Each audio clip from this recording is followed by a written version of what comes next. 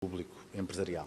Como já foi referido, 2012 foi provavelmente um dos anos mais complicados dos últimos anos. Nós tivemos, talvez, o auge da crise a atingir o país e a atingir os Açores. Importa, portanto,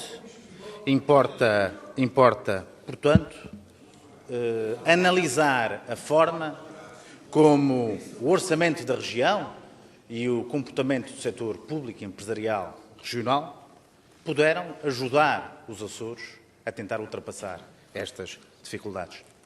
Nós temos dois ativos. O primeiro tem a ver com a credibilidade dos Açores perante as entidades nacionais e internacionais. É um ativo precioso. Essa credibilidade dos Açores permite à região autónoma exigir perante as instituições nacionais e internacionais um conjunto de condições e um conjunto de um tratamento que permitam aos Açores ter fluxos, ter meios para ultrapassar as dificuldades.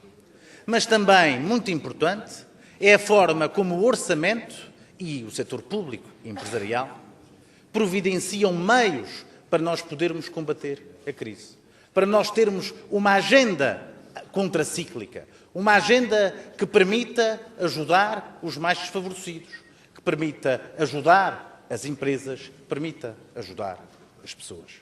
Aquilo que nós dissemos, a via açoriana. Uma via açoriana que é difícil, que demora o seu tempo a implementar, mas que nos permite, perante as dificuldades que estão a vir do continente e do estrangeiro, ultrapassar esta crise com menos dificuldades. E assim nós temos que verificar o que é que aconteceu durante este período, durante o período de 2012.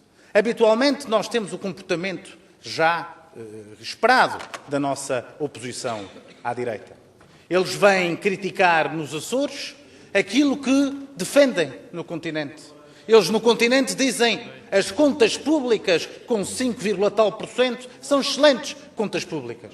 Mas nos Açores, quando elas estão nos 0,2%, são já um mau resultado. Quando olham para as nossas contas públicas, verificam e dizem: as contas públicas açorianas estão em grandes dificuldades, devem tudo a todos, a fornecedores. Mas quando aqueles que são para eles as entidades que regulamentam e que devem ser tidas em conta para avaliar as contas nacionais, avaliam a região autónoma dos Açores, aquilo é que dizem que, quando os pagamentos em atraso desceram 3,7 milhões de euros, diz a Comissão Europeia, os senhores dizem que a Comissão Europeia não tem qualquer tipo de importância. Quando a Comissão Europeia diz que, devido ao bom controle da despesa e fortes receitas, após uma boa temporada do turismo e na agricultura, isto é importante, os senhores deputados dizem que isto não é importante. Os senhores vêm aqui dizer que o setor público e empresarial atravessa enormes dificuldades e que está, vamos tentar entender aquilo que os senhores dizem, à beira da ruptura.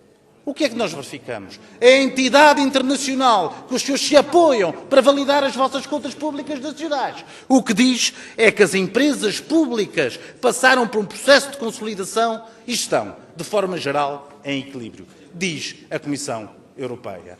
São estas entidades que os senhores tanto confiam, que dizem dos Açores algo que os senhores, quando é para o continente, validam. Mais, estas contas públicas revelam que, apesar das dificuldades, os Açores têm conseguido dar bons passos. O endividamento líquido da região diminuiu 87,7 milhões de euros. Houve equilíbrio orçamental, as receitas superaram as despesas em 1,3 milhões de euros. E o setor público e empresarial, que os senhores dizem que teve um problema e cujo o seu endividamento aumentou, não 100 e tal milhões, como disse o senhor deputado António Marinho, mas sim 17 milhões de euros. Se nós fizéssemos as contas ao valor que o Governo da República deve ao setor público da região, setor público e empresarial da região, aquilo que se verificava era que não havia nenhum crescimento de endividamento. Não, senhoras e senhores deputados. O endividamento do setor público e empresarial tinha descido, e tinha descido de uma forma substancial. Senhora deputada Zoraida Soares, a senhora veio aqui referir que os Açores deveriam ter a necessidade ou deviam investir no sentido de renegociar as parcerias público-privadas. Não faça essa cara, porque foi isso que a senhora deputada, de facto, disse. Mas...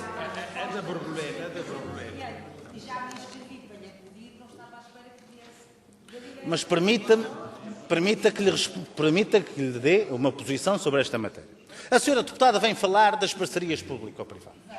Para meu espanto, a senhora deputada foi a única deputada neste Parlamento que aqui referiu a questão das parcerias público-privadas.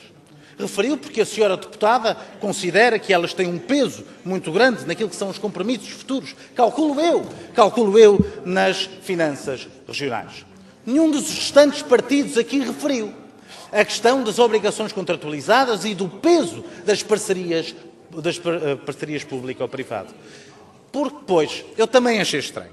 E aquilo que se verificou é que o Tribunal de Contas, em 2011, referia que as obrigações contratualizadas referentes às SCUTs estariam na ordem dos 1.358 milhões de euros. Curiosamente, no ano de 2012, o que diz o Tribunal de Contas sobre essa matéria é que elas valem cerca de 846 milhões de euros. Ou seja, como nós sempre dizemos, o valor é substancialmente melhor. O Tribunal de Contas reconhece que se enganou e que o valor apurado em relação às parcerias público-privadas é inferior em cerca de 506 milhões de euros.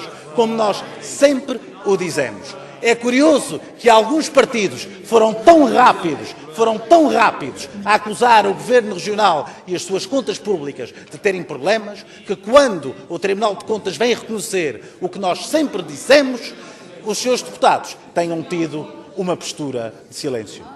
Com isso, senhoras e senhores deputados, não nos venham aqui dizer que nós vivemos no mar de rosas e que não há dificuldades.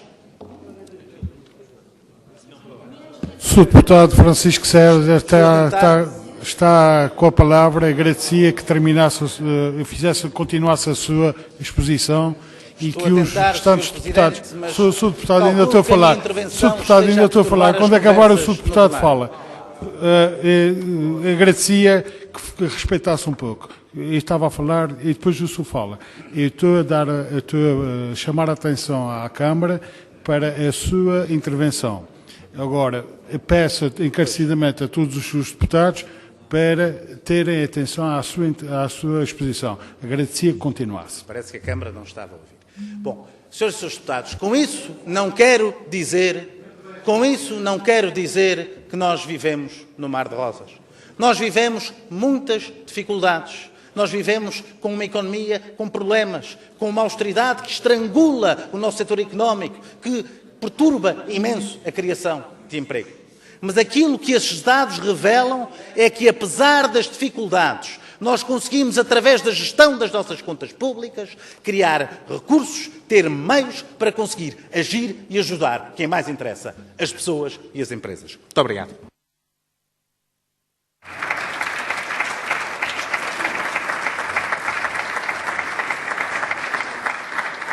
Muito obrigado, Sr. Deputado. Dou a palavra ao Sr.